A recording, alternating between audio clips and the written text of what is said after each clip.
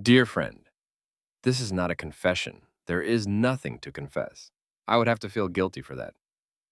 Let me be clear. I do not feel the slightest bit of remorse for anything. What happened was not my doing. I just feel as though writing to you, getting this all down on paper, will help me clear my head a little. Right now, I am in my bedroom. It's 3 a.m. My eyes are aching because they won't stay shut.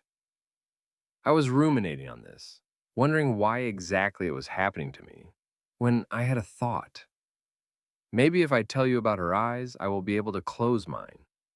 I certainly hope so, because if I do not get some rest soon, I think I will go mad. It was those damned eyes. They were brown, a deep chocolatey brown that glowed amber when the sun hit them just right. I never remember much, like birthdays, anniversaries, or what her favorite color or song was. But I do remember that. A long time ago, when things were good, she would tell me that brown eyes were boring, that her eyes were boring. I would tell her that I thought they were beautiful, and she would roll them in faux exasperation. She would always roll them when I complimented her. I think that's the reason I eventually stopped. But I digress. That's not what I'm writing to tell you. Her eyes weren't beautiful because of the color, or because her eyelashes were so long that they pressed against the lens of her glasses when she remembered to wear them and didn't leave them lying on the bedside table, as she often did. No, they were beautiful because they were honest. She couldn't lie, at least not to me. They betrayed her every thought. As beautiful things often are, however, this was a problem. I mean, it didn't start out that way. I'm not saying that she was a compulsive liar. That was not the issue at all. I will be the first to admit that there are times in every relationship when you need to stretch the truth, either to avoid an argument or unnecessary pain, or even just for time and convenience's sake. I am of the opinion that every relationship is founded on a certain level of deception, or at the very least, blissful obliviousness. The issue was not her lying. Oh no. Like I said, a little white lie here or there would not have bothered me. The issue was that as our relationship went on, she got bolder. As she got bolder, it started happening more and more often. She started coming home later and later. Her breath started getting boozier and boozier. And each time I would ask her where she had been. And each time she would say, with Anne, just like that. Two syllables, clip clop. I would say, are you sure? She would say, I'm sure. Tick tock. Then she would roll over and start snoring, the incessant, inescapable grumbling with each breath that can only be brought out by inebriation. Or obesity, I suppose, but she wasn't fat. She was just a lush who was always with Anne. This soon became a nightly ritual. I would retire around 10 p.m. after a glass of warm milk. I have an office job. I won't tell you where, for reasons that will soon be obvious, and need to be awake at 6 in the morning. She, however, has never held down a job in her life. I was always the one taking care of her. Around 3 a.m., she would stumble in, inevitably waking me up by fumbling around in the dark. Once awoken, I would ask her where she had been. She would say, with Anne. Clip clop. I would say, are you sure? She would say, I'm sure. Tick tock. And those damned eyes, those damned begging eyes, they beg me to believe her. They beg me not to pry. They beg me not to think. They beg me not to know. And I would lay there and look into them, glowing amber in the faint light of the moon through the bedroom window. Believe me, friend, I knew. I just knew. I knew because I saw them. I could see them. I could see them in her eyes. They were reflected back at me. His eyes were brown, just like hers. In the beginning, I remember, I would feel a bubbling rage in the pit of my stomach like molten lava, sputtering, gurgling, slowly burning me from the inside out. Towards the end, however, it was simply too much effort to feel anything at all. No matter what I felt, though, I never called her out on her lies. I wasn't a bad boyfriend. Let me repeat that. I wasn't a bad boyfriend. Sure, we had our issues, every relationship does. But I wasn't a bad boyfriend. I know you'll believe me when I say that. If you knew me, you would know that for all my faults, I'm not bad. I swear to you, it was those damned eyes. It all happened 2 days ago.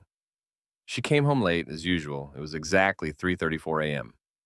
I remember that because I was awake and staring at the clock when I heard her keys in the lock. I never remember much, like when my car's oil needs change or to bring an umbrella when it's supposed to rain, but I do remember that. The clock is an antique, a family heirloom. It hangs on the wall directly across from my bed. The white paint is cracked and peeling around the face. Those fissures look like veins. In the moonlight, they pulse and throb like maggots in carrion. The pendulum that dangles below the warped, ugly thing is shaped like a horse. It's been broken for many years and doesn't swing anymore. Even though the pendulum doesn't work, the clock itself still makes the ticking sound. Clip clop. Her keys were in the lock. I sat in bed and watched the face of the clock. She struggled with the door for 2 minutes exactly. 3:36 a.m. Then she realized I'd left the door unlocked. She opened it and let it swing shut behind her. Then I heard her drop her keys and purse on the kitchen countertop. Then she was on the steps. 3:37 a.m. Her footsteps were muffled. She had taken her shoes off in the kitchen. There was a slight catch as she nearly tripped on the top step. She caught herself. Tick-tock. Then she was at the bedroom. I saw the shadow of her feet and the tiny crack of light under the door. She paused for a moment. 3:38 a.m. Then she pushed the bedroom door slowly. It let out a long, complaining groan as it creaked open. I stared at her silhouette, small and fragile. The black, backlit figure swayed slightly, uncertainly, drunkenly in the doorframe. 3:39 a.m. And so the nightly ritual was to begin. "Where have you been?" I asked her, calmly. Clip-clop. The silhouette fell against the doorframe. Her face was shrouded in shadows. I could not see her eyes. She was silent. Maybe she hadn't heard me. Surely she hadn't heard me. I had asked her the question. Clip-clop. I said, "Where have you been?"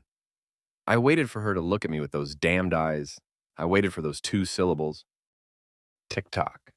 She was silent a moment longer. 3:40 a.m. Then she started to laugh. It started as a low rumble deep in her chest. It was nearly inaudible. I had to strain myself to hear it. As I stared at the figure propped up against the doorframe, I heard it bubbling up through her throat, gaining momentum and volume. Then, under my disbelieving gaze, it burst out of her mouth. She threw her head back, howling. I sat up in bed. This was all wrong. "Where have you been?" I repeated for a third time, raising my voice to be heard over her laughter. This was not the ritual. This was not supposed to happen. Through her laughter, she managed a single sentence. "I hate that clock." Clip-clop, tick-tock. Then she abruptly stopped laughing. She looked at me. My dearest friend, I saw her eyes. I saw those damned eyes glinting in the moonlight streaming through the bedroom window. They were honest, truthful eyes. They couldn't lie, not to me. She hated my clock. I don't know why that night was different. I can't say why I was awake when she got home, or why she chose that night to be honest, or why her choosing to be honest filled me with such an intense rage. All I can tell you is the truth. This is not a confession. I asked her again, "Where have you been?" She said again, "I hate that clock." Clip-clop, tick-tock. I don't remember what happened next. Somehow, I was in the doorway with her. She was gasping and clawing at my hands. They had appeared around her throat. Clip-clop, tick-tock. Her nails scratched the backs of my hands. They are still a bit sore, truth be told. The gashes that she left were pretty deep. It makes writing this harder than it should be. I couldn't tear my eyes away from hers. Those truthful, beautiful eyes were bulging out of her skull. I watched as the blood vessels burst and little rivers of red appeared in the milky white. In the moonlight, they pulsed and throbbed, like maggots in carrion. Clip-clop, tick-tock. Clip-clop, tick-tock. Clip-clop, tick-tock. She was afraid. Those damned eyes told me so. The moment lasted for an eternity, and then as suddenly as it had begun, It was over. I watched as the terror, the truth, and the life left her eyes. She stopped struggling. I dropped her. I hadn't realized her feet had left the ground. She fell lifelessly to the floor with a muffled thud. Then, somehow, I was on the ground beside her. Friend, I don't know how long I spent on the floor with her. I simply didn't know what to do. Her eyes were still open, staring at me, red and white and brown and no longer truthful. Eventually, I decided to put her in bed with me. I lay down beside her. I decided I would wait with her until she woke up. It's been 2 days and she hasn't gotten up yet. The life seems to be totally gone, but her eyes won't stop staring at me. They are red and white and brown and no longer truthful.